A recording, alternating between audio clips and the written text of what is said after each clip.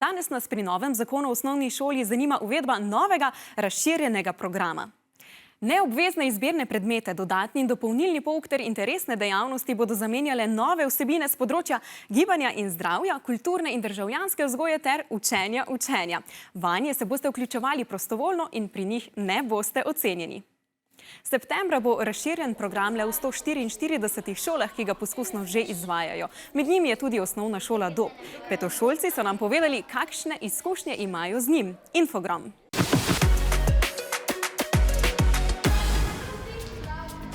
Razširjen program pomeni, da imaš različne dejavnosti. Letos, ko ni ocen, sem si izbral nemščino, pa igre žogo, ampak na igre žogo ne hodim, zato ker pa bi mogel 1 uro čakati, da bi se začela in greš domov. Ko se jaz odločim za izbirne predmete in če bi bili ocenjeni, se bi drugače odločila. Izbral sem nemščino, zato ker ni ocene, če bi bila ocena, bi pa izbral športno. Pri enih predmetih si lahko malo sproščen, zato da nisi pri vseh napet in se rabaš veliko učiti. Zdaj se itak ne rabim nič učiti, se itak nimam ocene.